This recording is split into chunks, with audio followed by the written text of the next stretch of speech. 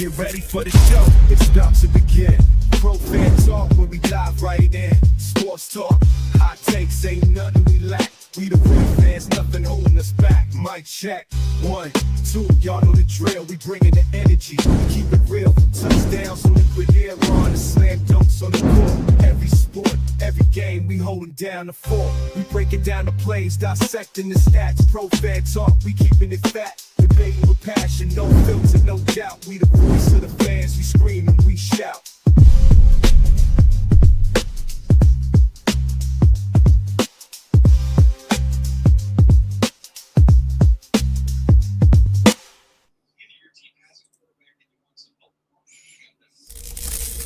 Get ready for the show, it's about to begin. Pro fan talk when we dive right in. Sports talk. I always forget to turn off the loop. My bad. What's going on, good people?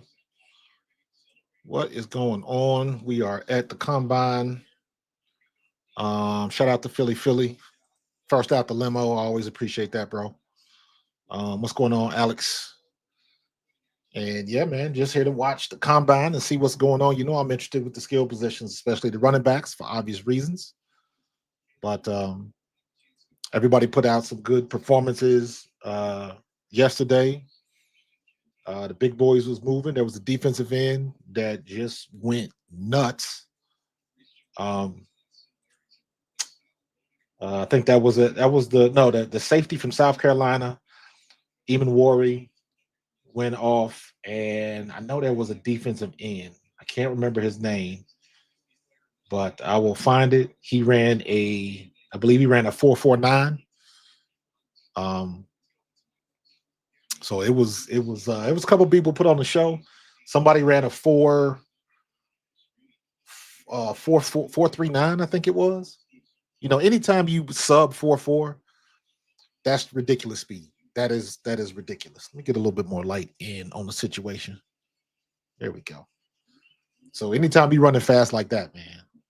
Tight ends were looking good. Yeah. Both tight ends and linebackers, man, but it seems like the playing field just gets elevated every year. every year somebody else does something. Nolan Smith came out and wrecked shop, and then Anthony Richardson wrecked shop last year, and then I remember when Jordan Davis was there and he ran a 4.7 at 300 some pounds, and every year you got these athletes coming through, man, and it's just like the evolution of these kids playing ball, man.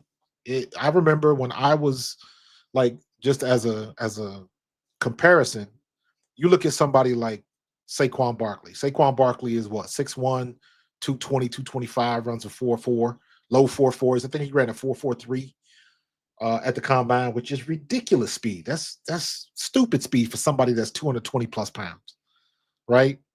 When I was coming out, when I came out of college, I was 195. And I thought that was decent size for a running back. By the time I got to camp, I was 205. I wanted to be above 200 because I knew I was going to get pounded a little bit. And then after my time in the World League, that second year, when I went back to the World League, I had cranked up to like 225. I was 225, like 7.5% body fat. Like I was ripped. I was absolutely ripped. But for me, at that time, it was a little bit too much weight. I didn't have enough time carrying around that weight, and I had to shed some of it. And when I went to camp that second year in the World League, I think I ended up losing like about 10 of those pounds, and I ended up playing at like right around 210. And it was like I was in camp, and I remember scoring like a 50-yard touchdown in camp, and I thought I was going to die. Like I could not catch my breath. It was just, and I knew that was just too much weight. So eventually I worked my way into it, man. But I'm saying all that to say, when I see guys that are 250 and 60 pounds running as fast as I did in the combine. When I was in the combine, I think I ran like a 4.76 and a 4.72. My combine experience was not great. The drills I did great. The 40-yard dash was not good because I didn't have good shoes. I was not used to the one thing at the time in 1993, I wasn't used to running on turf, a good turf. And that turf in Indianapolis was very soft and spongy. And you need a couple of days to run on something like that to get used to it. And it was just different for me. But when I had the guy from the Dolphins came and worked me out, gave me my pro day at EKU, and I ended up running a 4.48. So, just things like that, run through your mind. And the big thing now is as hyped as the combine is now, how the combine overshadows what you put on tape during the year. That's the shameful part about it. Somebody's going to lose a little bit of stock status because they don't run a good 40 or they trip on the drills or something like that. Because honestly, the reason why the combine existed before was because everybody didn't have access to everything. Everybody couldn't see Jeanty play and he's at Boise State. Because if it wasn't, 5-10 years ago, didn't nobody care about Boise State. But now you got so much access to information and everybody can see all of the games. You can see the good players. If you can't see Jackson State, just imagine if Shador and Shiloh and Dion was at Jackson State before the television access that exists now. Nobody would care. They would still get the pub from Dion, but nobody would be able to see it. And now you got everything he did, everything Shador did at Colorado, and Travis Hunter winning the Heisman and things like that. So it's evolved so much, and everybody has the opportunity to see everything. That's why the effectiveness of the combine it kind of goes down. The combine is for guys that didn't get a good look, that are not on NBC every weekend, because you still got the major teams: Michigan, Ohio State, Notre Dame, LSU, Alabama. You don't even see University of Miami anymore, or not as much as you used to. You don't see Florida as much as you used to, because back in the day, those were the big teams. Those were the biggest teams you could, everybody watched Miami. Everybody watched Notre Dame. Everybody watched Ohio State and Alabama and Georgia. Them SEC schools were the huge ones. Notre Dame was the huge one. So if you didn't go to those schools, the only time you could get a look is if you played one of those big schools, or you made it to a bowl game and all of that type of stuff. Me and 1AA, the only time they televised our games is if you made it to the championship, or at least to the Final Four. They would broadcast the national championship game, and that might be your only chance to be on television. Now, I can only imagine what my career would have done differently if people would have saw my career at Eastern Kentucky. You know what I mean? So it's a different landscape right now because everybody has access. So you can see what's real and what's not. You can see if a quarterback really is 6'3", or did the school just trump up his stats. Now you can't hide nothing. Then that's a good thing. Let me see here. Who do you think is the best and most likely edge or D tackle that can fall to the birds at 32? I don't even know yet, man. I don't even know yet. I'm trying to get my boy Ian Cummings to come on my show because I don't follow all of the college like these guys do. You got to study these kids in college. Who was this? All right, you got Jaden Blue, a running back, out of the gate, 4.40 from Texas.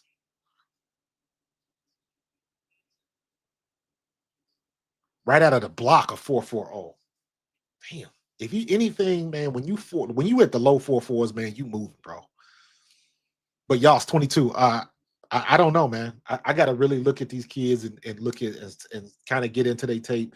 But really, it's so much information with the college game now. It's hard enough just keeping up with what they doing on in the pro game. And you got 10 times as many kids in college. It's hard to keep up with. So I tend to go with the experts. You got Taj Brooks from Texas Tech. And 4.53, solid. That's a solid time. I don't know what his stats are. I don't know like how big he is, because that makes a difference. If you running low 4.5s, but you 225, 230, that's fast. That's fast. Yeah, Nolan Smith did kill it in his combine. Yep. If Howie manages to get Garrett and keep Bond, we set. We're probably going to lose Josh Sweat and or Milt Williams. I think Milt Williams is gone. Josh Sweat might take a hometown discount. Donovan Edwards from Michigan. Got a decent start. Ooh, 4.45. Nice. Nicely done. Nicely done.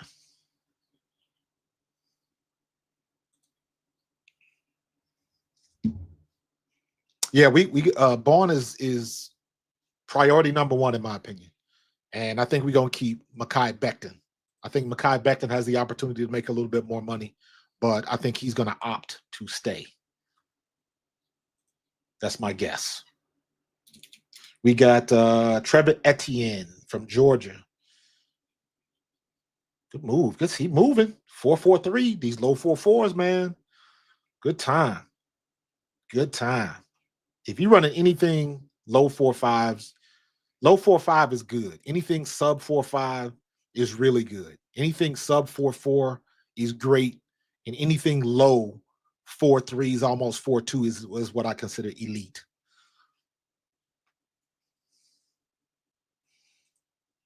Nah, all of that stuff is just for the combine, man. You don't, once that stuff is done, it's done.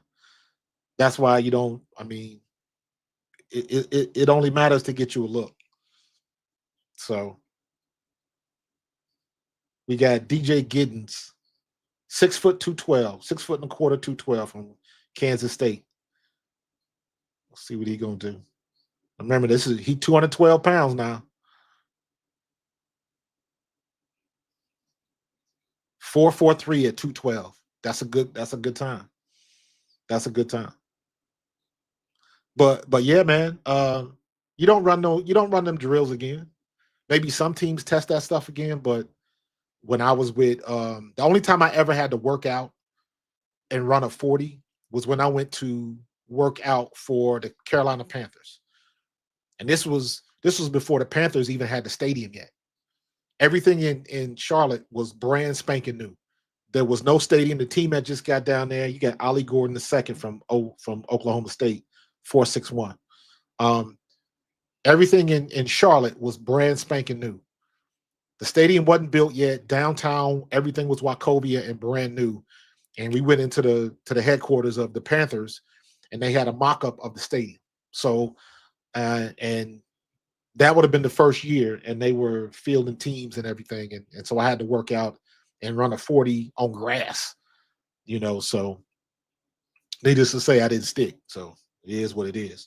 All right, we got Omarion Hampton, 5'11", 224, I think it said.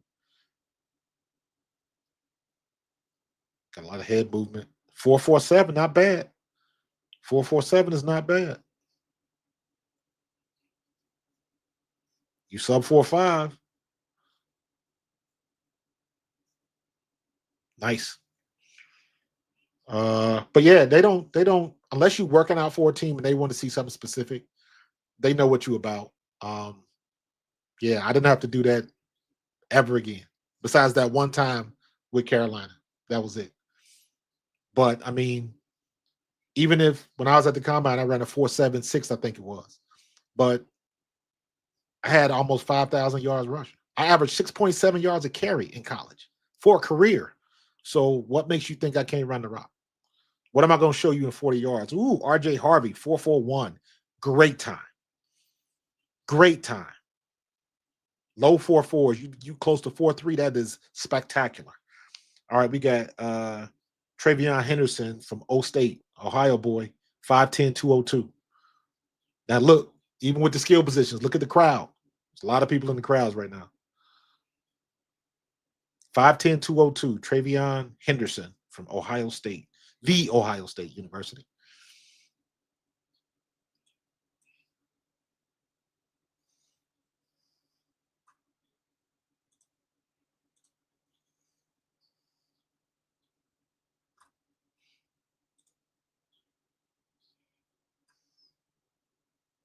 And let me see.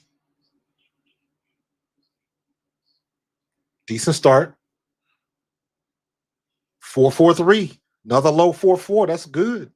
That's a good time. That's a good time.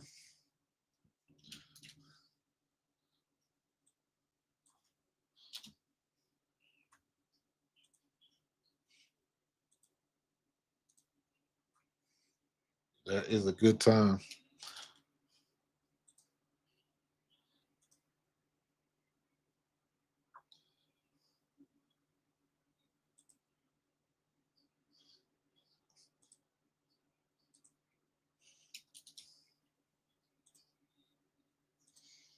Let me see. Who is this?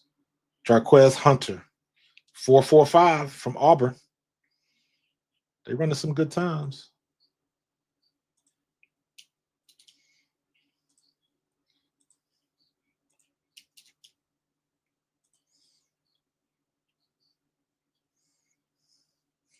All right. We might have a couple of guests come pop in because I sent some invites out to some friends of mine, open invitations. So they might pop on. I don't know. It was an open invitation. So this was not scheduled or anything like that. So we might have some people on. And I will drop the link in the chat later on in the show. We got Jordan James from Oregon. 4.55. Good. Not bad.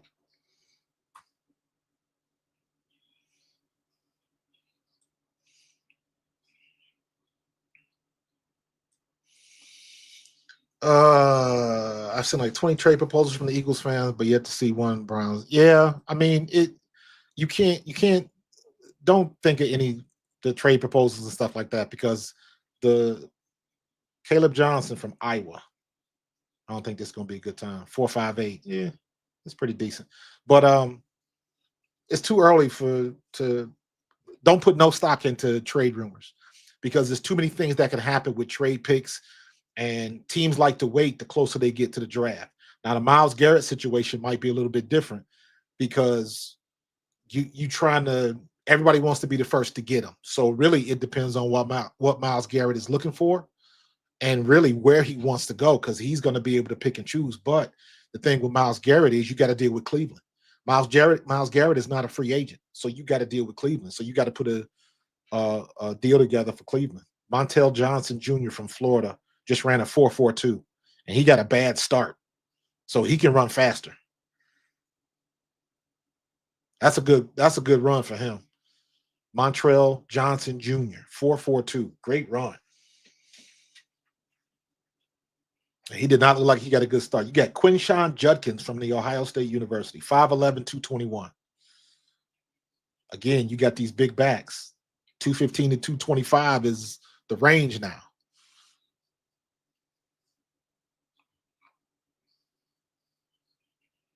Let's see what we got here.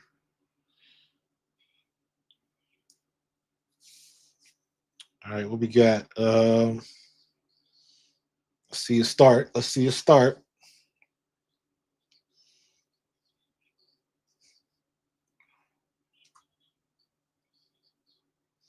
Good start. Got a lot of head movement. 4.48. You sub 4.5, man. That's a good time in my book.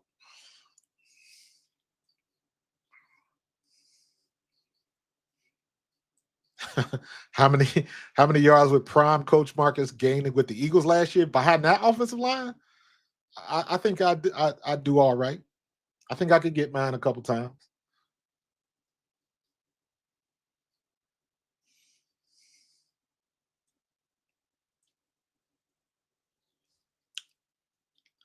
You clowning him for his half blonde dreads? It's a fashion choice. 4-4 for Judkins make me want it more. Okay. This is one of these situations where I try to tell people, man, like, listen, make sure you study the tape. Make sure you study the tape because you get a lot of crazy narratives and a lot of people want to push different. It takes, you got to figure out what a team is looking for these days. So it's not always cut and dry. Does ESPN got a combine page? I don't think they do. What's up, Cody K? Appreciate that, man. Hit that like button for sure. A power back? Well, dude, we got Shipley, and we just signed Lou Nichols back. So, like, you got to remember, man, these backs were pretty good when they came out. They just, I mean, who gonna supplant Saquon? And not for nothing, I'm a fan of what's his name? What's the backup? What's the backup? Damn, I be forgetting these names like nothing. Oh my God, why can't I think of his name? Kenny Gainwell. Thank you. Lord have mercy. Thank you, student Shaq. Dr. Shaq. Appreciate you. I'm a fan of Kenny Gainwell, dude. Kenny Gainwell, if you look at him when he was still at Memphis, every time they tried to take him off the field, they could not do it. Even when he got to the pros. They found a way to get him touches on the field. They found a way. So I was always a fan of Kenny Gainwell. And behind this offensive line that we got, you can put, I thought DeAndre Swift, we could have kept him. I was a fan of Miles Sanders. I don't think Miles Sanders was as bad as people claim he was. And our offensive line, that was another situation where we didn't commit to the run like we should have. When Miles Sanders was here, we would have committed to the run like we did with Saquon. Miles Sanders would have led the league in rushing one year. I firmly believe that. That's how good our offensive line was. Same thing with DeAndre Swift. He may not have led the league in rushing, but DeAndre Swift should have been top 5 in rushing, or at least top 5 in all-purpose yards. But the one thing we shortchanged him with, you got Corey Kiner from Cincinnati, just ran a 4.58. The one thing we shortchanged DeAndre Swift was we didn't get him involved in the passing game at all. DeAndre Swift should have revitalized the screen game in Philadelphia. We should have went back and watched all of that Andy Reid tape on what he used to do with all them running backs, Darren Sproles and all of them, all of the stuff that Doug Peterson used to do. All right, we got a local kid from Rutgers, Kyle Monangai. Must be Nigeria. 4.62. Yeah. from Rutgers. Jaden Blue still got the best time for the running backs at a 4.4 flat. So we should have Brian Westbrook, when they used to run the screens with him, we never went back to that. We never went back to that. All right, you got David Neal coming up, 5'11", 213 from Kansas. Let's see what he's got.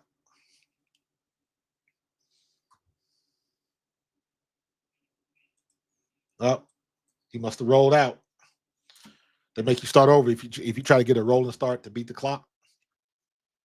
They tight on that.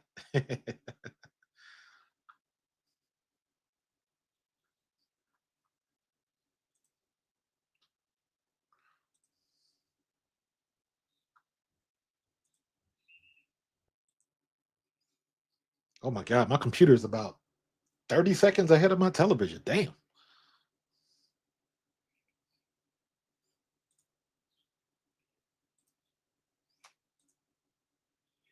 There we go. Hope y'all can see them times in the back.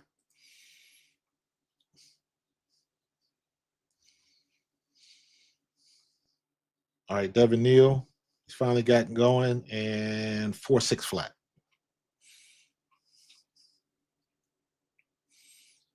I like Shipley. And like I said, I like Kenny Gainwell, man. Kenny Gainwell did not get enough respect as a pass blocker. His blitz pickup was phenomenal.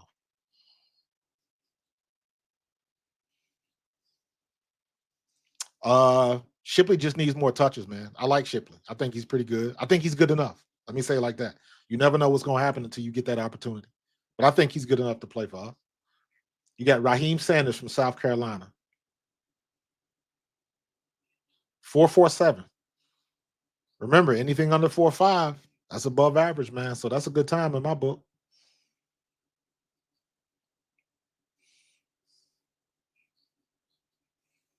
Yeah, we can't keep everybody, man. You can't keep everybody. You're going to keep two running backs, and then the third running back is going to be on special teams. That's the way it works.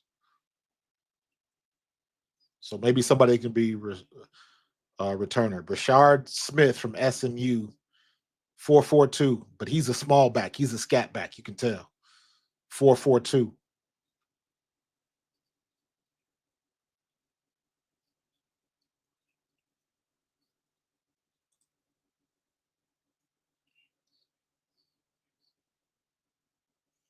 You got Jaden Blue up there. So Jaden Blue is tops. He's in the tops. Maxwell Harrison from Kentucky ran a 4.28 yesterday. Darian Porter from Iowa State ran a 4.30. Good Lord. That 4.28 though, man. Listen. Whew. You sub 4.4, man. That's elite speed. Marcus Sigel from Kansas State. Safety. 4.37. Whew. Nick Ebenwari, 4.38. Safety. How big is he though? 6'3", 220 and ran a 4.3. That he should be on somebody's 4x100. He should be on somebody's 4x100. Nah, that was nerves, bro. Let me tell you, he good, Pat. That was straight nerves. That's all that was. That was nerves. That was nerves and him not being aware of how close they were behind him, and him not wanting to fumble the rock. That's what that was. If he'd have kept doing what he was doing, he would have scored. But he was so worried about somebody being right behind him and stripping the ball that he did the safe thing and he just covered it up. So I don't hate on him for that. They used to tell us the fastest way when we be in camp, because it happens to every young player. If you put the ball on the ground and drop a pass, like, hey man, the fastest way to get put out of here is to put the ball on the ground. So it's like, hey, that's the quickest way to get promoted to fan. You fumble the ball. Nah, I agree. There's no real need to take a running back, and if they do want to bring another running back into camp, which they probably will, they'll probably bring about 2 or 3 in the camp. They'll probably sign free agents, like my situation. When I came out, I was a free agent. I did not get drafted. I signed free agent. That's why I tell people, man, I made the squad as an undrafted free agent. with somebody else that was an undrafted free agent. Me and Vaughn Hebron were both undrafted free agents at the same position, and we both made the squad. That never happens. Yeah, Dorian Porter. Yeah, man. So you getting some good times. Darian Porter, 6'3", 195, but he's light though. He's light. He's 195. So, but still, hey, you run a 4.3, you run a 4.3, damn it. But all I'm saying is it's just a little bit more impressive when you 220 plus. Bayshell Tootin just ran a 4.38. Virginia Tech, 4.38. Sub 4.4, man. Marcus Yarns, Delaware, 4.45. Damn, he did not look like he was running fast, man. That turnover was kicking. 4.45. Ulysses Bentley, the fourth. Second run, 4.64. Same time. Jaden Blue, 4.40. See, he's going to best it the second time. Good start. Good start, young fella. 4.39. He got it. Got into 4.3s. Nicely done. Nicely done. You had a couple improvements on the 40. That was pretty good.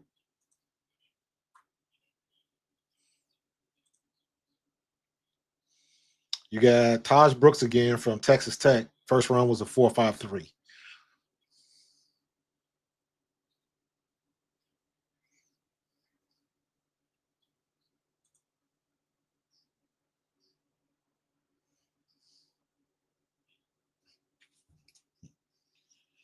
All right, Taj Brooks. Let's see what he gets in the second run. Let's see if he can get a 4.5 flat.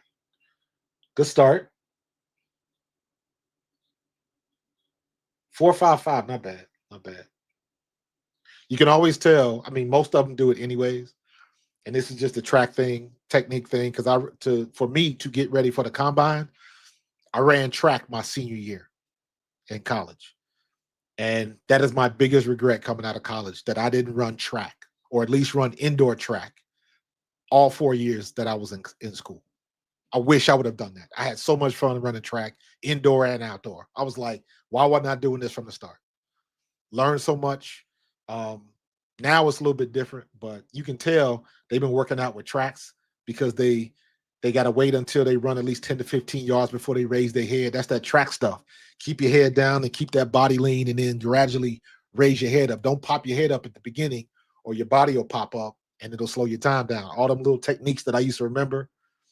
Donovan Edwards, 4.45 both times. So it's good. It's good.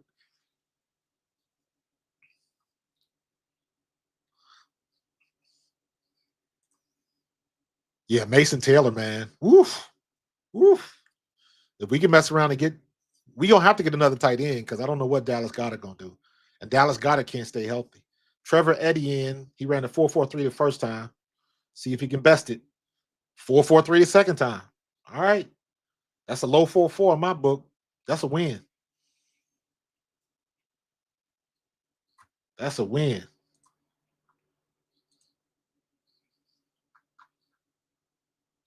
$198. He is smallish back. He looks bigger. He 5'9", 198. So let's say he 5'9", 200. You got DJ Giddens. DJ Giddens from Kansas is back up for his second run. His first run was a 4.43. DJ Giddens is 6 foot 212.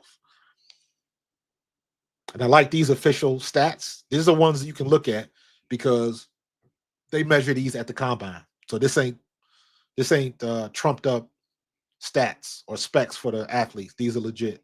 6 foot 212, ran a 4.43 second attempt.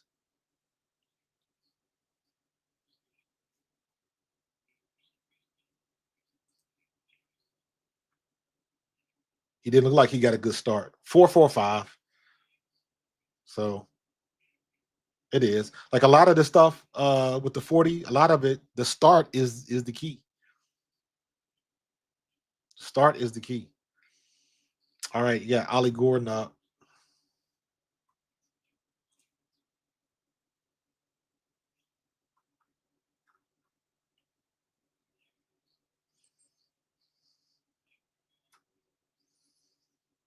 From Ohio State. I'm sorry, Oklahoma State. His first run was a 4.61.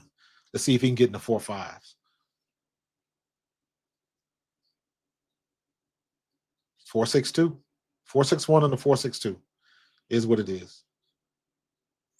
But again, man, these kids, you got to watch the tape.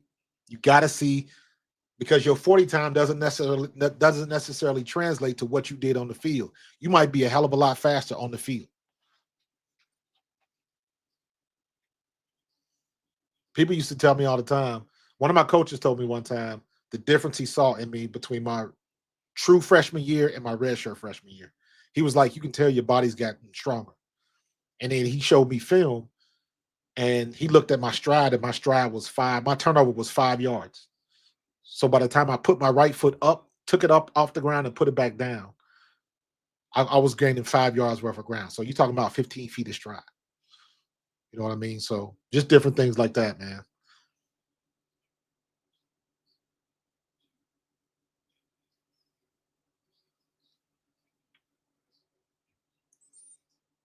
Yeah, I like that kid. I like that kid. I'm gonna be putting the video together about the best performers. So we got RJ Harvey from Central Florida back up. His first run was a 4.41. That's a great time. Little dude, 5'8", 205. 4.43. 4.43. That's a good time, man. Good times. Chip Kelly, boo. Anytime you see Chip Kelly, you got to boo. Harold Perkins. Think so? All right, Travion Henderson is up. His first run was a 4.43 from the Ohio State University, 5'10", 202. So you got to be, if you like a light back, you got to be below 4.5. So he already hit his 4.43, and he see if he can best it. See if he can get a 4.4 flat.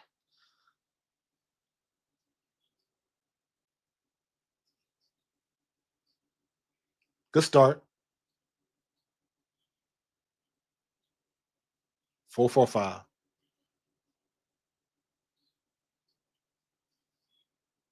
Like,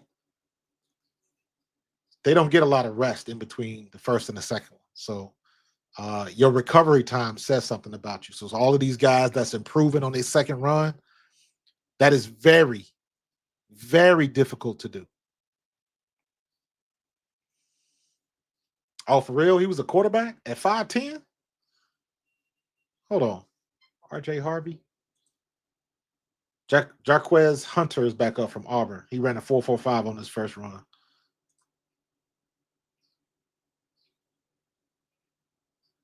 .446. RJ Harvey used to be a quarterback at 5'8". I can't say nothing because our quarterback in college was only 5'10". Quiet storm. Lorenzo Fields. I did not know that. I didn't know he converted, but damn, you can't, not at UCF. UCF play major competition, man. So unless you're going out there trying to be Michael Vick, you got to be able to throw the ball.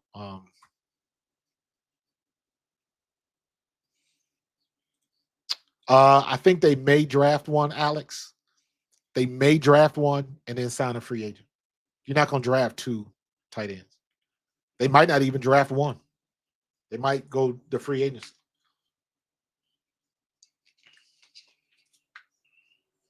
We had Albert O, but just didn't use him. So they didn't like him for whatever reason. This is Jordan James from Oregon. Trying to best a 4.45, and he probably not going to do it with that start. 4.45 again? 4.55.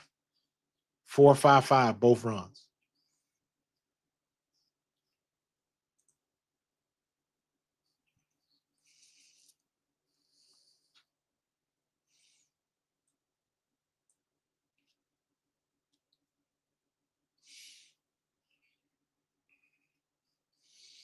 Caleb Johnson from Iowa trying to beat a 4.58. Let's see if he can. 4.57, not bad. Not bad. At least it's an improvement. At least it's an improvement.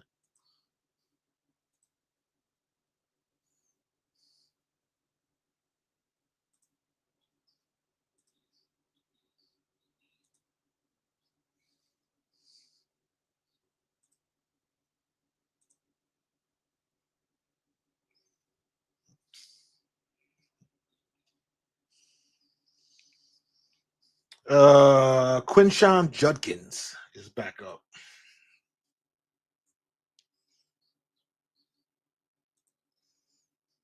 First run was a 4.48. Another running back from O State.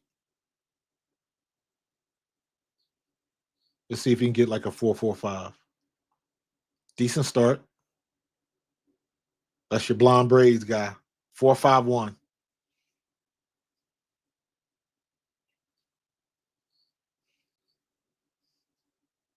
I swear, man. Guys with wear them long braids. Like, does that slow them down? Corey Kiner from Cincinnati. Got to represent the hometown.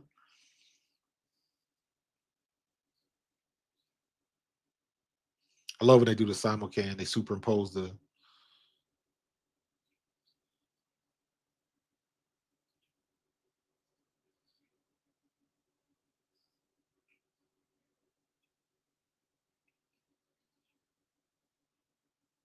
That's crazy.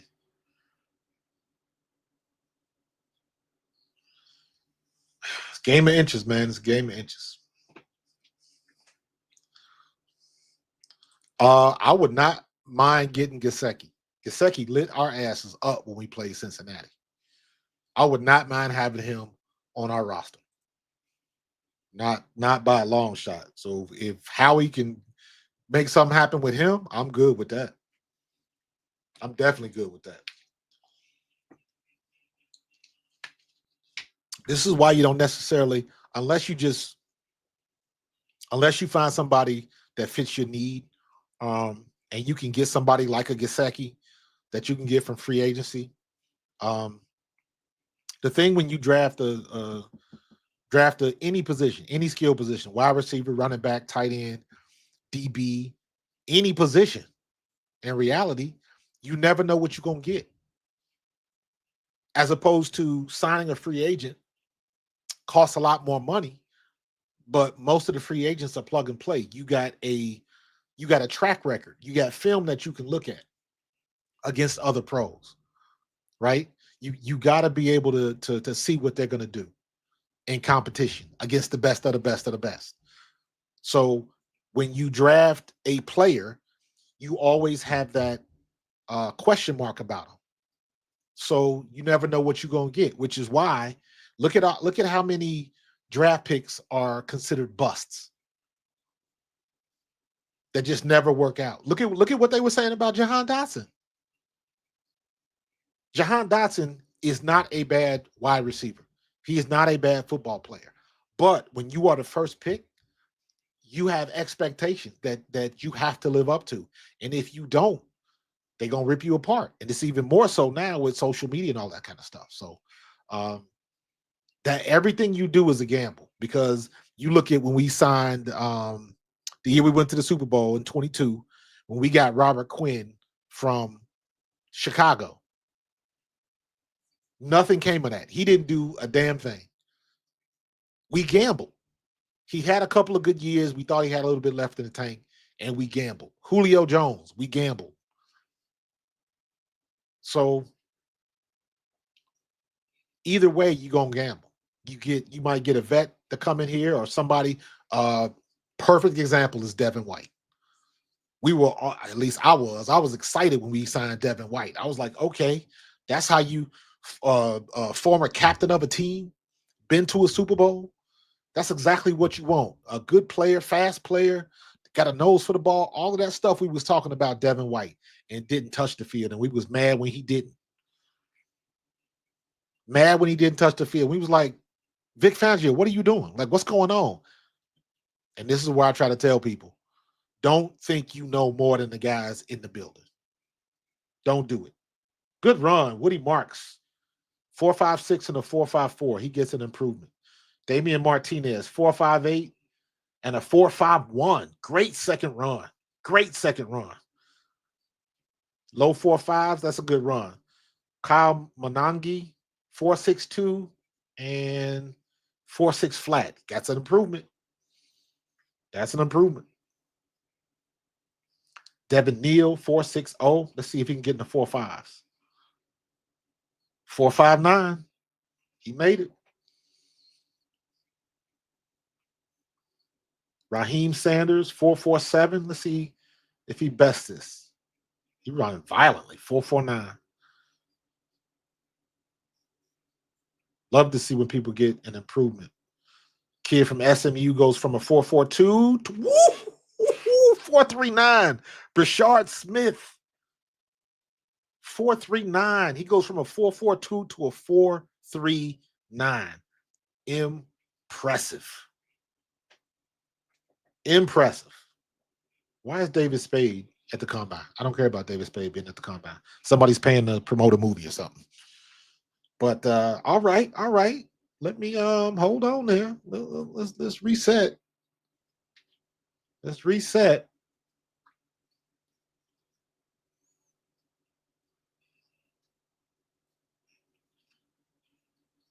All right, we got another 4.39. So come on, gotta update the website now.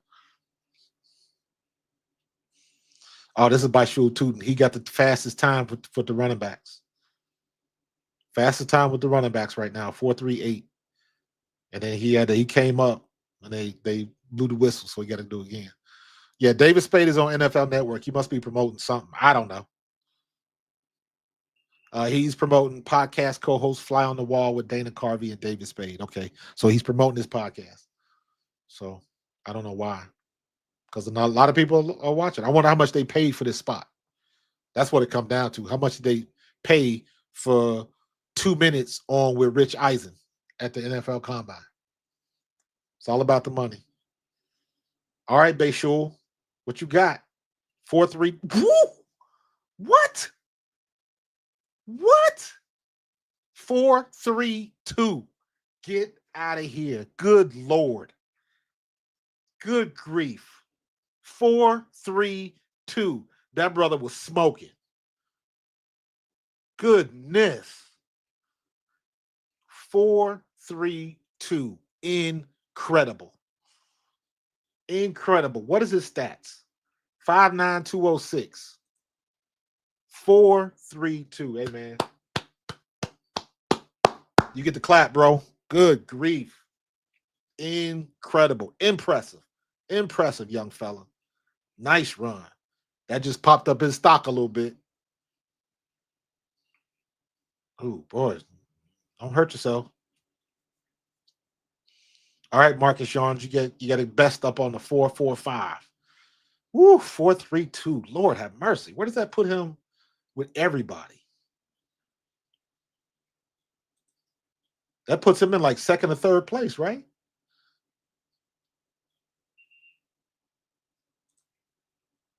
That puts him second. That puts him third. Maxwell Harrison ran a 4.28. Darian Porter ran a 4.30. And then that would put him in third position with a 4.32. And Caleb Ransall ran a 4.33. He's a cornerback. So good run, young fella. Wow.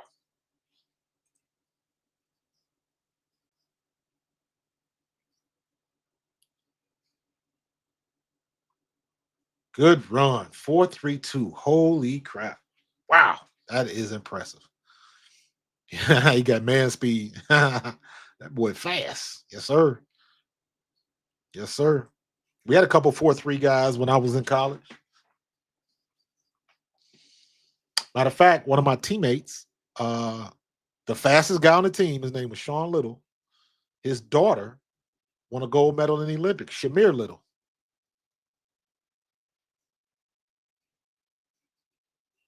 Yep. All right, that's enough with David Spade, man. Let's get him up on out of here. Get him up on out of here. You know what? I ain't going. If anybody want to, I'm gonna drop the link. I'm gonna drop the link now. So if anybody want to come on, talk about whatever. It don't have to be about the Eagles.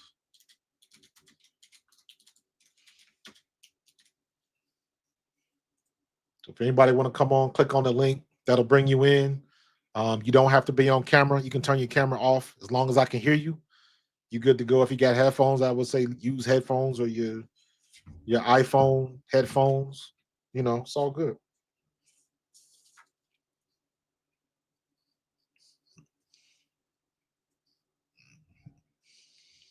Oh, I see a Shayshawn Barkley jersey. There you go. Represent, boy. Yo, why were the Love Hurts hoodies sold out like 15 minutes after they went online on Nike? When I tried to go on, I wanted to buy one for my wife. The link ain't even on the site no more. There's not even a link that says sold out or anything. They was gone. Gone. So I hope I don't have to resort to a bootleg one, but because my wife's maiden name is Love, so I wanted to get her one that says, one of the Love Hurts hoodies. But them jokers gonna be hard to find. That's gonna be Nike's #1 piece of apparel right now. So I don't know who's in first place now. I don't know if it was Caitlin Clark or whoever it was, but that Love Hurts jersey is gonna be, that hoodie is gonna be hard to get. So we'll see.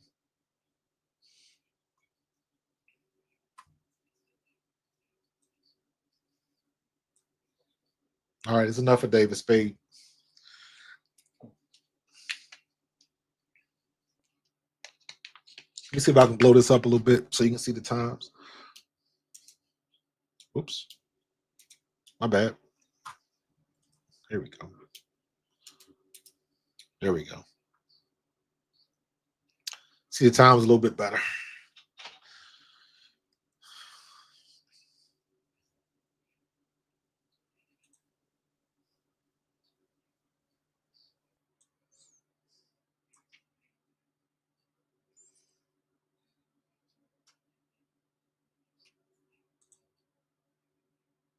So let me see. There was some breaking news right before I went on. Let me see if I can find it.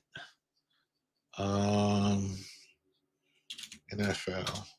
Matthew Stafford looks like he's going to stay in LA. I'm trying to see if I can find news. I know I saw it somewhere. Let me see.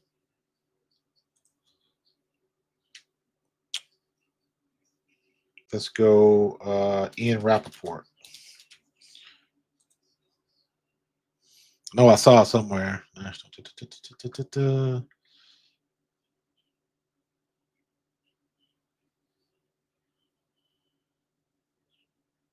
Yeah, I can't find it. I know I just saw it. Oh, there you go. There you go. There you go. No, the Rams are hiring former Eagles DC Sean Desai. Oh, okay. Okay. Interesting. That wasn't the breaking news I was thinking of, but the Rams are hiring Sean Desai to their staff in the senior defensive role. I think Sean Desai kind of got railroaded. That's just my personal opinion. He may not have been the best coach, but he didn't deserve what they did with him, because when they brought in Matt Patricia, that was not a good move. If you guys don't know, next Tuesday at 6 p.m., Dave Spadero from Eagles Insider is going to be on my podcast. Tuesday at 6 p.m. Normally, I usually go at 9, but I told Dave to let me know when it works for him. He told me 6 p.m., so I'm going at 6 p.m. So Tuesday, set your alarms, set your notifications. 6 p.m. I'm going to have the link up by the end of the day today. 6 p.m. on Tuesday, 6 p.m. Eastern time. Dave Spadero is going to be my guest. So hope you guys will make it.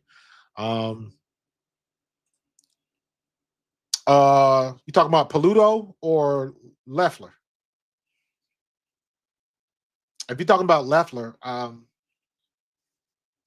think Leffler is he's just a quarterback's coach. So this is what the quarterback's coach is going to do.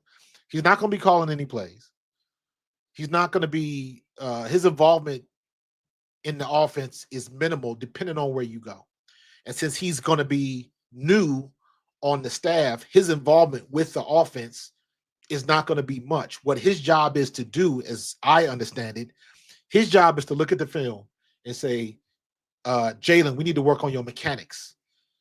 Your 5-step drop, you taking a hitch, you holding the ball too long. The quarterback's coach, they look at the film and they work on the mechanics. That's what the QB coach does. And you don't have to know somebody. In some situations, it's better if you don't know that person, because that way you don't have a frame of reference. There's no bias or anything like that. All you know is your skills and your expertise. You need to know this, that, or the other to be a successful quarterback, right? Now, there are some things that you can give and take, like you're not going to try to change Jalen Hurts' throwing motion or, different things like that. You're not going to do that. You're not going to prevent, you're not going to stop Patrick Mahomes from throwing sidearm. You know what I mean? Don't do that. What you do is okay, when you took that 5-step drop, you took that extra hip, that extra hitch, and the ball came out a half second late. You throw that ball a second faster, and he catches the ball out here and scores a touchdown rather than waiting for it to hit his body. So it's very little small things that coaches get into that just help you with your mechanics. Jalen, when you're in the pocket, put 2 hands on the ball until you're about to run. Jalen, let's work on your internal clock. When that clock hits 3 seconds, you got to go. So different things like that, man. So I think he'll be fine. You guys, you got to remember, we're not bringing nobody on the team so we can lose. You know what I'm saying? We bringing folks in so we can get better. We're not bringing anybody in to lose.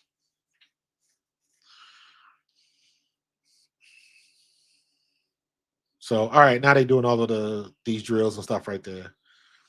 And these, all I really want to see is the 40 time. This stuff that they're doing now doesn't really, it don't really do much for you or for me.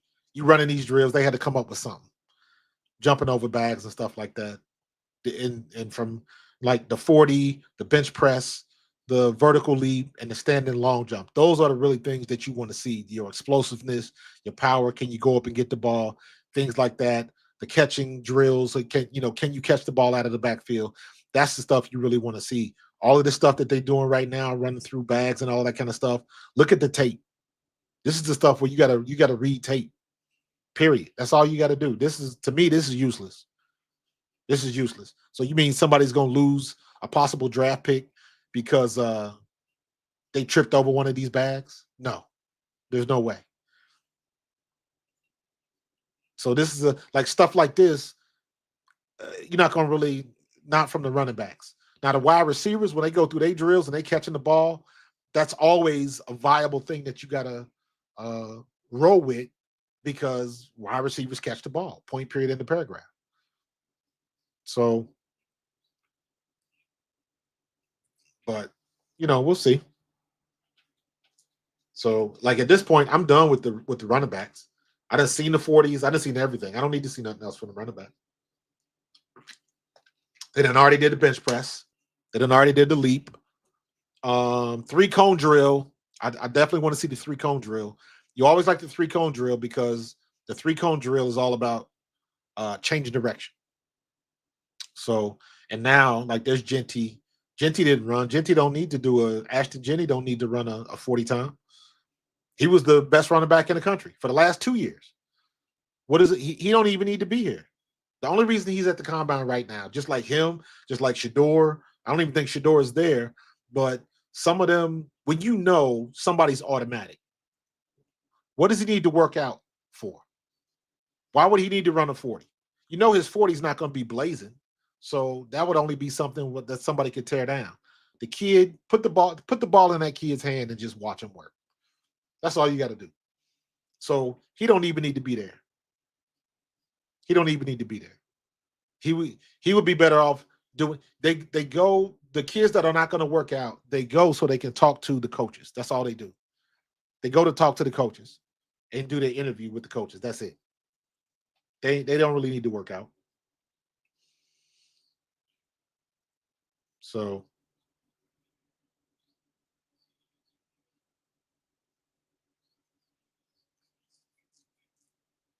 but all of this stuff now is like, yeah. And like now, like they didn't do this when I went to the combine. But now, like these kids are giving interviews. People are trying to see, what they do or how they answer questions and all that kind of stuff on television and all of that type of stuff. That we didn't do that. But now everybody and their mama got a podcast. So it's a different look from back in the day. You know what I mean? Yeah, see, this stuff don't matter. This stuff don't even matter. Running through dummies, man. This is a waste of time.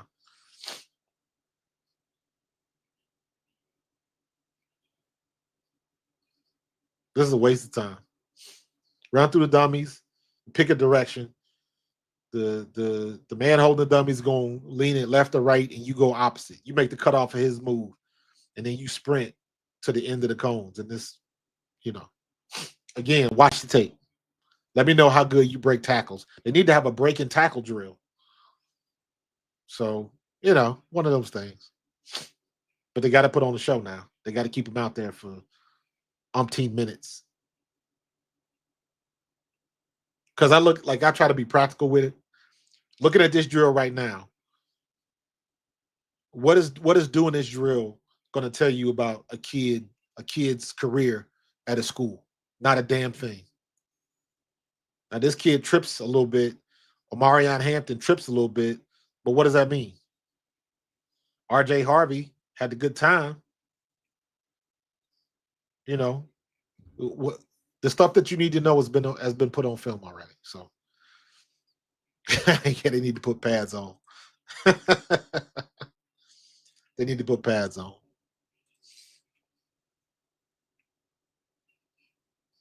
Yeah. Yeah.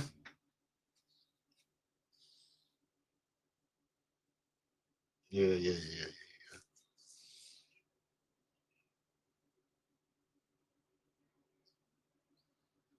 So this is crazy. I don't even know if I'm curious. You can see that. I'll be curious as if I hold this up, would they try to throw copyright on this if I'm holding up an iPad?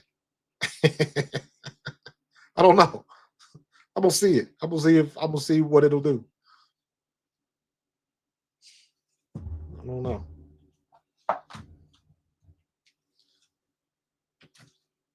But anyways, yeah, I don't. They might as well bring out the wide receivers now. I do want to see the 3-cone drill. See, like you ain't gonna do that in the game, man. Like something's happening, so the dude just basically hopped and skipped through the hole. Like you're not gonna do that in the game. Like so, this is like this particular drill. I do not like. I do not like. So this is just something to keep them busy, and yeah. So I'd rather see them play Madden against each other, or you know anything but this, because this has no. To me, this is useless. But let me stop complaining. Let me stop complaining. So, all right, I'm gonna go for a little bit longer. I'm gonna drop the link one more time if anybody wants to jump on.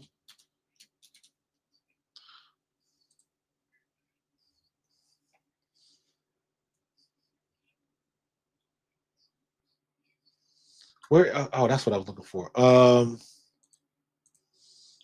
me see. Ian Rappaport. What about Adam Schefter?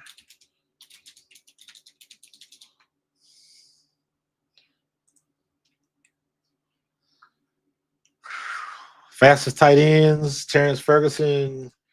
Ooh, this is good. Terrence Ferguson, Joshua Simon. Okay. Anything if if you in the 4.7s as a tight end, I'm good. You good in my book. These guys at the 4.6s, you should take some of them down, them edges, and put them at tight end as fast as they are. And see, this is already outdated. Fastest 40-yard, I guess that was just for the DBs.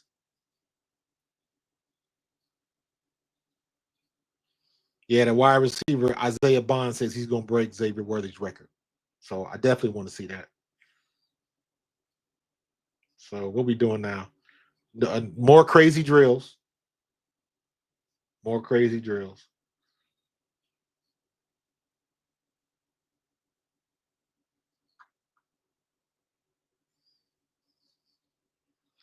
Ooh, okay. So now it's official because this is what it says. With Matthew Stafford remaining with the Rams, the Las Vegas Raiders are now expected to investigate Russell Wilson, Justin Fields, and Sam Darnold. Sam Darnold's going to end up in Las Vegas. Watch. Watch. They don't want Russell. Tom Brady doesn't want Russell. He'd rather have Sam Darnold. I'm calling that now. Here we go. More about the Rams and Matthew Stafford agreeing to a restructured contract that keeps the quarterback in Los Angeles. Restructured deal to stay with the Rams. Yep. Rams and Matthew Stafford agreed to a restructured contract that keeps the quarterback in LA, the team announced Friday. The adjusted contract came after the Rams gave Stafford's agent, Jimmy Sexton, permission to speak to other teams about his value in the quarterback market. After a discussion with the Las Vegas Raiders and the New York Giants about contract parameters, Stafford and the Rams were able to come to an agreement on a reworked deal. With Stafford remaining with the Rams, the Giants are investigating all veteran quarterback options, including Aaron Rodgers, sources told ESPN's Adam Schefter. Who sources, though? I always have a thing about sources. The Raiders, meanwhile, are now looking into veteran options that include Russell Wilson, Justin Fields, Sam Darnold. Take Justin Fields out. Justin Fields is not going to go to Las Vegas. I don't think Tom Brady wants him. It's either going to be Russell Wilson or Sam Darnold, and I'm leaning more towards Sam Darnold. The Ram also reached a deal with one of Stafford's offensive linemen. That makes more sense. We just saw that on the Twitter feed. Yeah, you gotta get that. You gotta protect them if you're gonna keep them, because they were talking about Las Vegas and the Giants, and they gave up 50 sacks, both of them. So it's like, Matt Stafford, can you dance, bro? Because you're gonna be running around back there, trying not to get your head blowed off.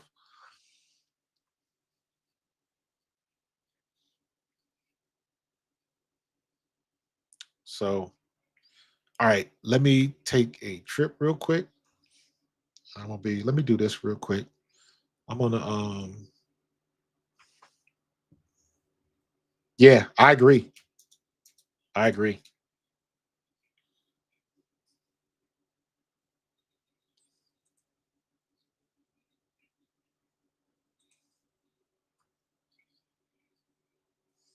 I'm trying to see if they give you, can't watch it. I can't put the feed on because they'll shut me down. So let me leave this up. I gotta run into the kitchen real quick. So what I'm gonna do is I'm gonna leave this screen up, and there we go.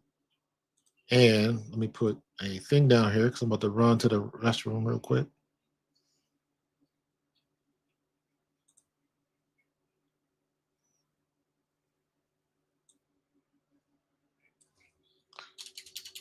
$125 NFL Combine.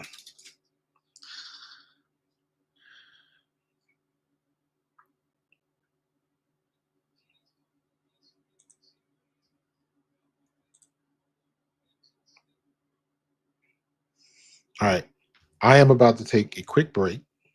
Check on the wife real quick. Darnold would also be way better for the locker room. LB needs that bad right now. Yeah, that's a good point. That's a good point. Justin Smith or Justin Fields, rather. Justin Fields got a raw deal in Chicago.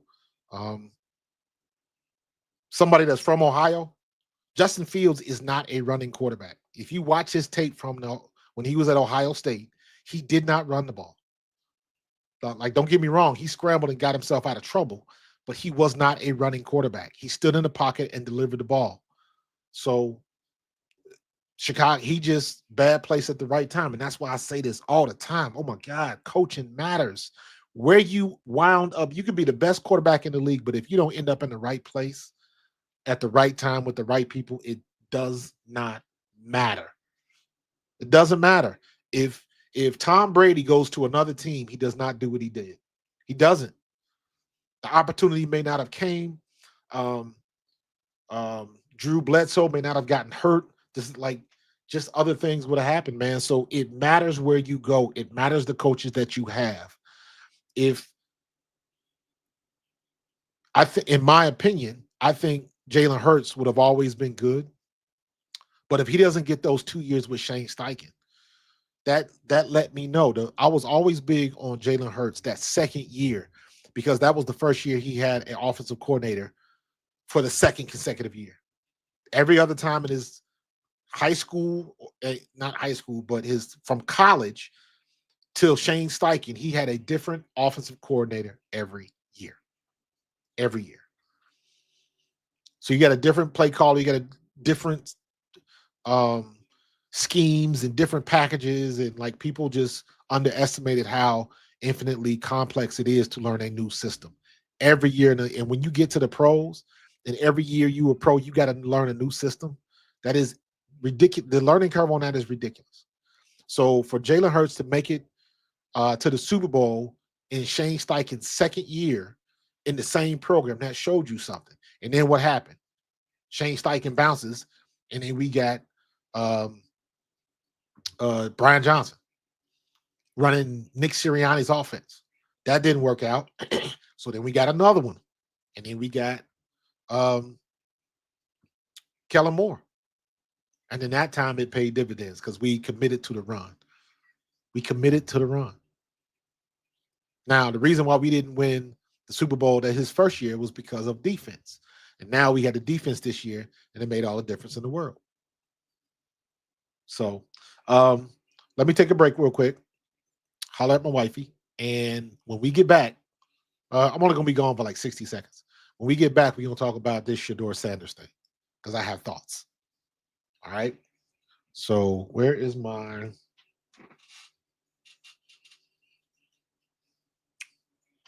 I don't even know what I did with it.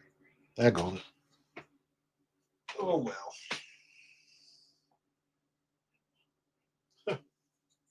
Oh, yeah. All right. Let's just do this. I'm looking for something. Hold tight.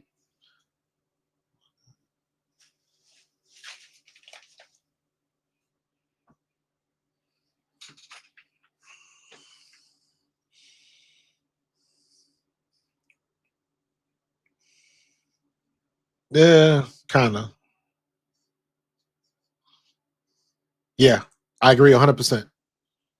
I agree 100%. It's all about the familiarity with the offense. You know the players. You know all of that type of stuff. So I'm with you 100%, dude. Agree with you 100%. But you know what? I'm just about to walk out the door. It's gonna look ugly. I will be right back. All right, give me about 60 seconds. I'll be right back.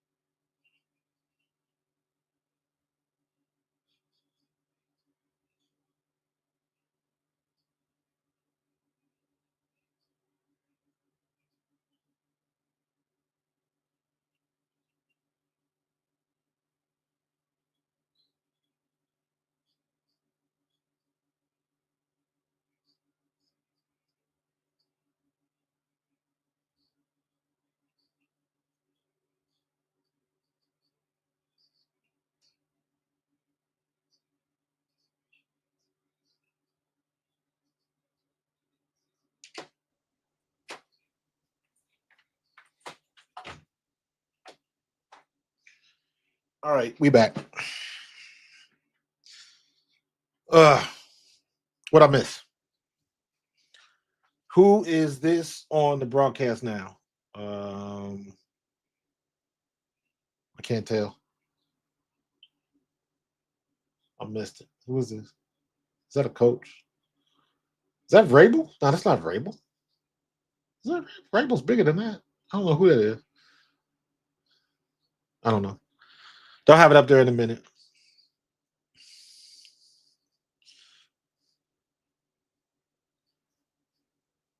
Now, see, this is something that this is something that they can do when they throw the ball to the running backs and they got to run the deep routes. I like that because you got to be able to catch. Got to be able to catch. So, what team should give Fields a shot?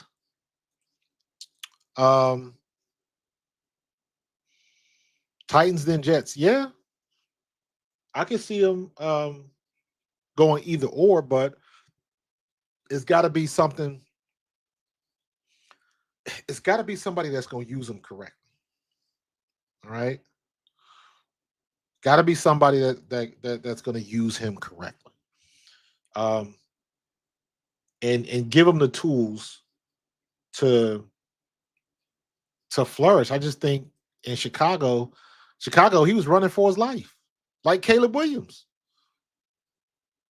He was running for his life, but in my opinion, he made enough plays. He made enough. I mean, I remember when we played him, and he damn near ran all over us. We beat him, but like the stuff that he was doing, man, was just off the chain. It's like you can see the talent there. You just gotta, you gotta give an offensive line to him. That's the problem.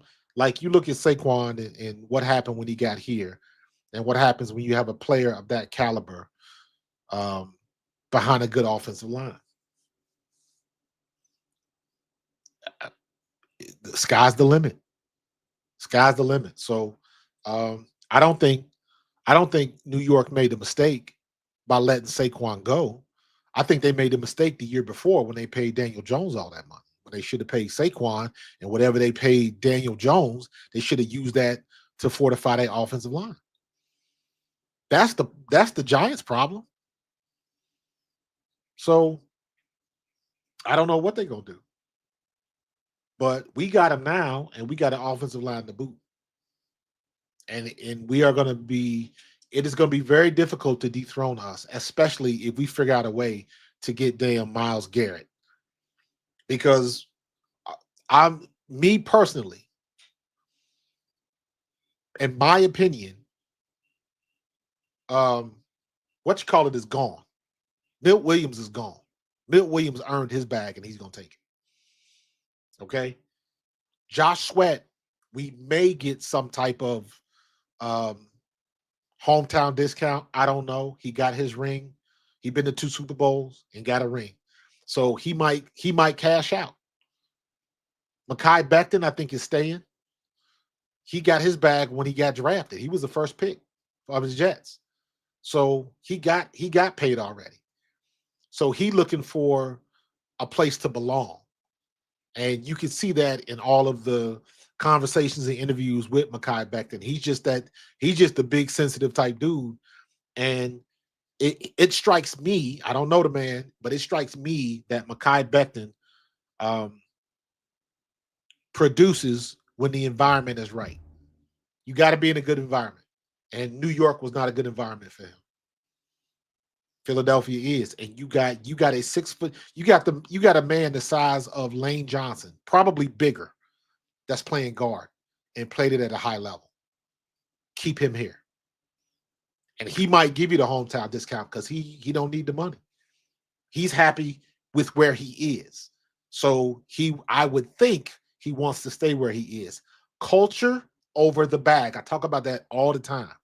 We're getting into this era where, with the Eagles being a destination team now, people are coming here the last 3 years.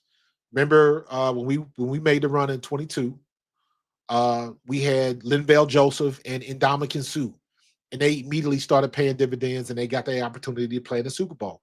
Just didn't work out.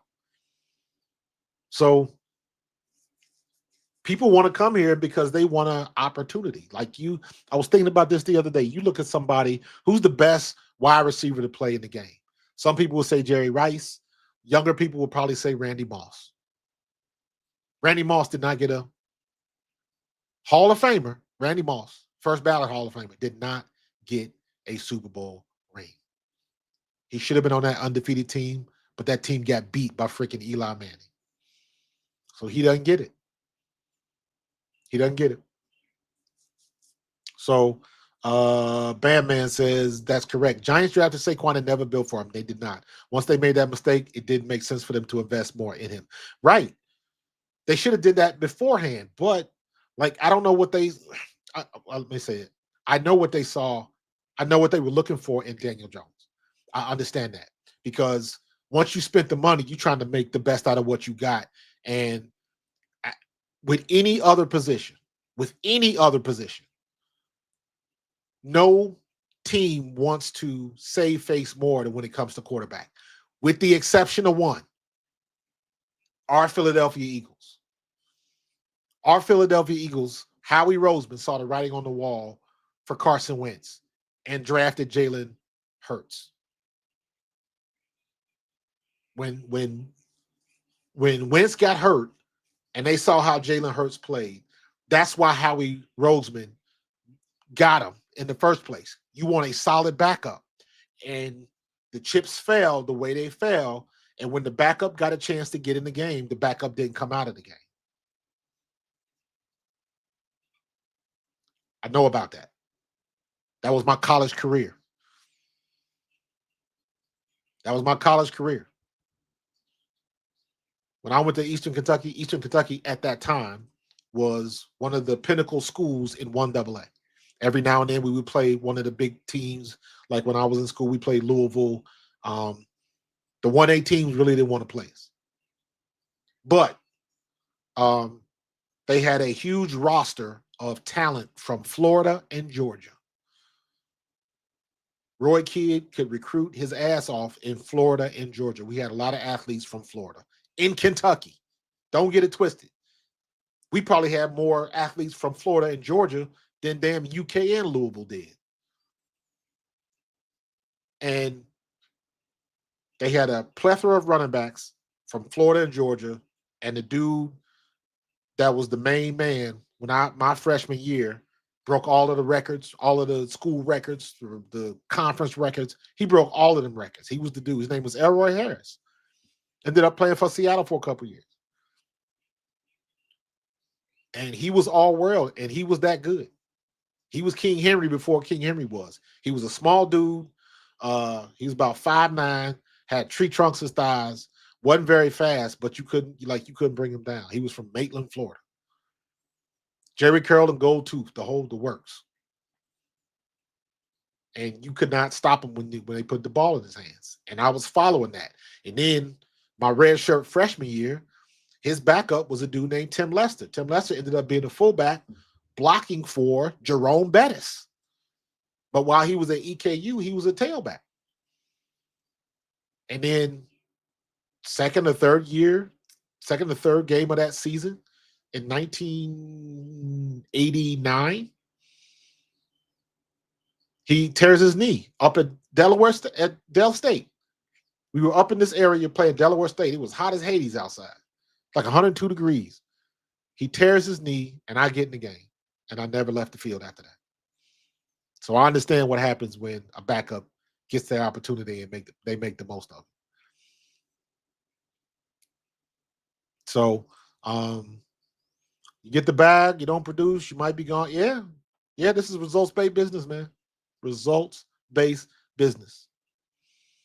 So I just think Becton, from everything that I saw, everything that I read about him, heard about him, some of the stuff that I saw, what he said about his time in New York, why they didn't believe in him. And then you go from that and you get somebody like Jeff Stoutland. And Jeff Stoutland just injected positivity into him, man. And he produced. He responded to it. And he knew that. That's why he was so emotional when we made it to the playoffs. He never been there. Saquon had only been to the playoffs once in his, 7 years? So there's something to be said when you can go from nothing, from famine to feast.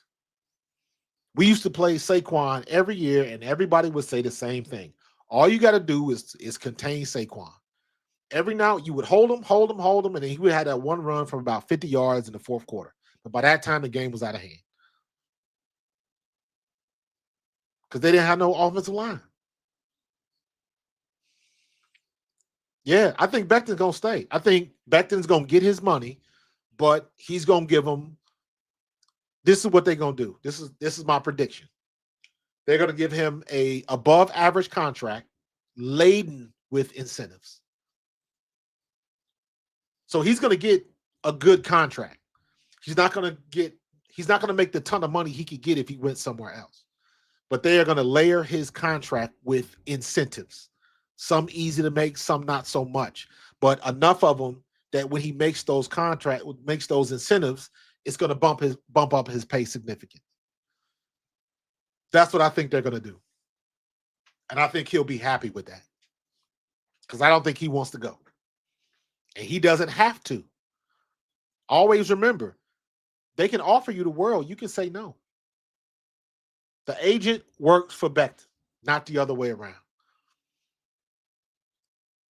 It's up to the agent, Rosenhaus and all of them guys. Their job is to get the most money for their client.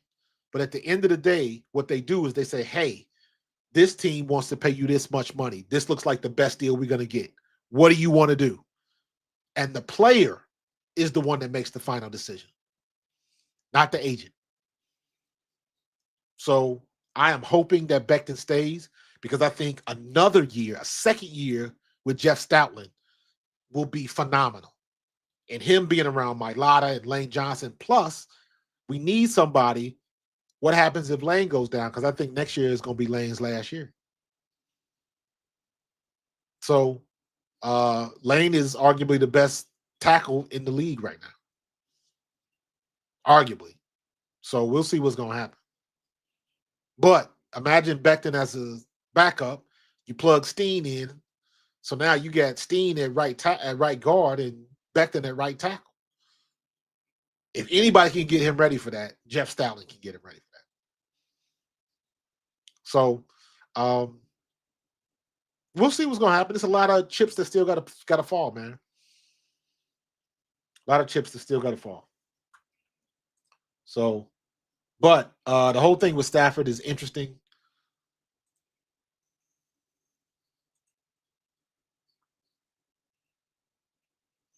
So it's all good. I just like to see when stuff happens. Zach Bond is primary number one. Zach Bond is the guy we got to take care of. Do not let that man lead the building. Point, period, in the paragraph.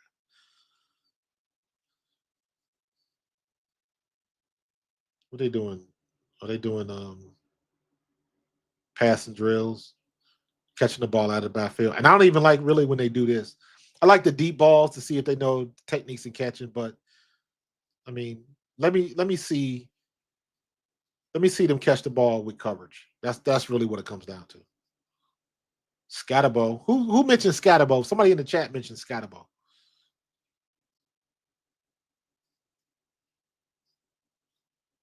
So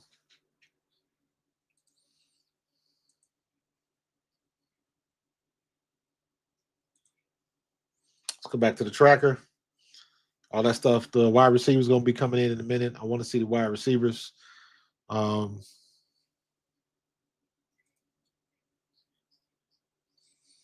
Yeah, and see, that's the thing, Bam. When you talking about Jeff Stoutland and Vic Fangio are in the same class now, in my opinion. What Fangio did to take this defense from worst to first was incredible.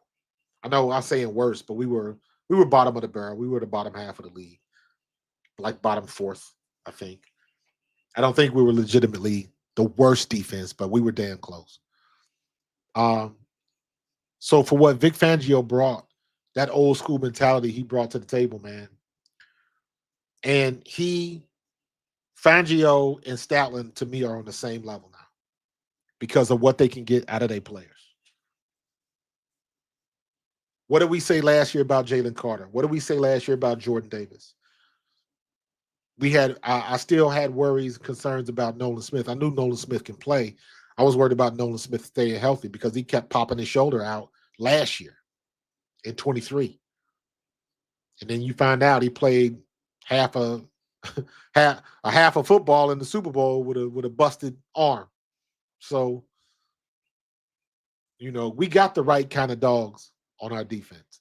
And we got the right kind of dog handler. Let's say it like that. So, I like it. I like it. So let me see what's going on here. One of my great grandsons supposed to be dropping by.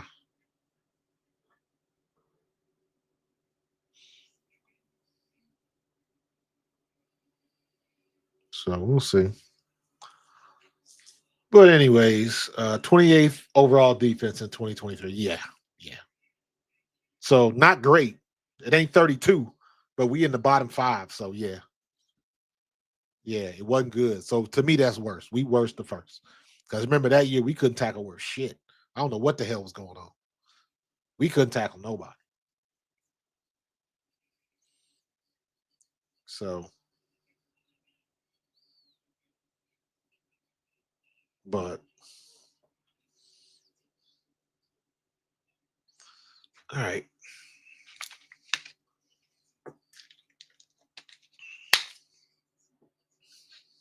Now, who is this? Joey Molinaro. Who is Joey Molinaro? Can somebody educate me? I have no idea who this dude is. Is he another comedian? He's got a picture of Chris Farley and David Spade on there. So is he doing the podcast too? I have no idea who that is.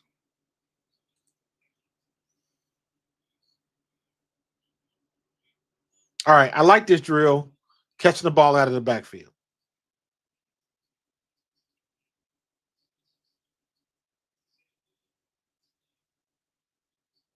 So they got so the linebacker is making the move. So I guess they're leaving it up to the running back. It's an option route. Do they stick it and go up the field or do they break out into the flats? I guess they just reacted to the running backs. The quarterbacks reacted to the running backs. I don't think there's no right or wrong answer to this. There you go. But damn, bad throw. Quarterback, shit.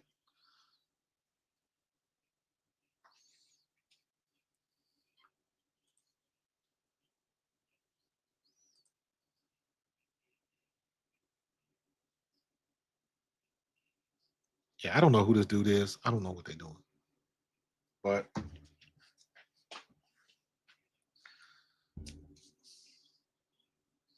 it's crazy.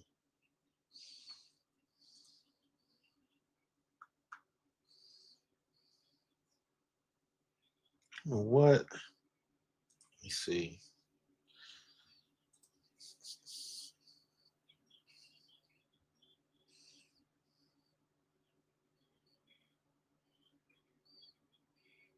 Podcast host, these guys. So everybody's pumping their podcast. Joey Molinaro. I've never heard of this dude, so I don't know. I need to get the pro fan talk on that, man. That's what I need to be doing. So, all right. I was gonna try to wait around for the wide receivers, but I'm not. We've been rocking for about an hour and a half, so I'm good with go with that, man. I appreciate everybody joining me. I definitely wanted to look at the running backs. That's specifically what I wanted to look at. Um, I don't know why I thought the quarterbacks were going to be first because that's how they had them listed. Um,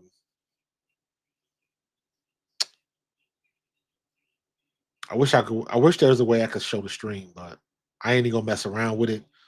I'll be coming off a strike in the next couple of weeks, so I ain't gonna mess with that. So, um, don't forget next Tuesday, Dave Spadaro. That should be a good show. And I just confirmed again that, texted him again, and he was like, for sure. I'm still working on the Kobe Dean. We got to get the timing right, but I'll get them. Got some other former Eagles that I'm trying to hook up with to get them on the show, man. So trying to step my game up. And then you got NCAA basketball, women's basketball. I do not watch the men. I watch the women. Um, so that basketball is coming up. Then you got the WNBA is popping off pretty soon. I haven't really watched Unrivaled. I watched a little bit of it. Um, I'm on some other podcasts. Shout out to Simply Ball Dropping, some of the other podcasts that I watch the games with them. But on my own, 3-on-3 just doesn't hold the interest for me. So I'll watch games when I'm in that group because I enjoy spending time with that group. Um, but if it's not for them, I probably wouldn't watch it. But I am interested in the W. Can't wait till it comes back. I am an Indiana Fever fan because of Kelsey Mitchell, not because of Caitlin Clark, but I do like Caitlin Clark. I am a Caitlin Clark fan. And I'm an Angel Reese fan too. So my favorite players when I started watching the W was Jewel Lloyd, Jacquel Jones, Sabrina Ionescu, Kelsey Plum, and Skylar Diggins when she was in Seattle. So, but now, that's kind of switched. I still love Jonquel Jones. I like Fee Collier. I like Asia. So yeah, I'm invested in the W. So I'm enjoying it. But that content is coming. But again, let me digress. I digress. Tuesday, Dave Spadero, 6 p.m. Normally I go on at 9 p.m. But I had to make some consideration because I'm on his time. So I was like, dude, tell me what time you want to go. I will make it work. So 6 p.m. works good. So I need y'all to be there. 6 p.m. Tuesday. We're going to make it work, bro. We're going to make it work. All right. I appreciate you guys joining me. This was fun. Just watching the combine. I'm going to tune in to see if this guy can break that break Worthy's record. I might pop that on and live stream as soon as that's what I'm saying. I'm trying to see if I should just wait so I can see it, so I can watch it live, but we'll see what happens. But I'm hungry now. I'm trying to wait to see would it be worth staying on to watch it? Because I don't want to have to stop it and start another live stream. That doesn't make sense. So see you, Philly, man. I appreciate you joining in, man. Make sure all you guys subscribe, Philly. Philly got a wrench, so I know he's on the squad. Bam Man 100. Make sure you subscribe. I appreciate you. Appreciate the heat, bro. Keep bringing it. Don't be a stranger. Next time, bring a friend. Alex, I appreciate you. Yos22H, I appreciate you, bro. Pat Ryan, as usual. Bow316, as usual. Student Dr. Shaq, as usual. I appreciate you guys, man. We growing. I am at 6,600. I'm at 6,600 subscribers right now. I believe officially I'm at 6,602 as of this morning. So I am growing. It was only a couple, I want to say last week, 2 weeks ago, where I hit 6,000. So the growth is speeding up little by little, man. So I'm enjoying that, and I'm still trying to grind. My new goal, my birthday is in July. The goal is to be at 10 grand, 10K subscribers on my birthday, July 12th. July 12th is my birthday. All right. So we're going to make that happen. So, but all right, I'm going to get out of here. Maybe I'll just start another stream. I won't promote it. I'll just pop the stream when this dude comes up to run. So I don't know what I'm going to do, man. But I appreciate you being with me right now. That's all that matters, man. So you guys enjoy your weekend. Be safe out there. God bless. God loves you. And I will holler at y'all in the next one. Go Birds.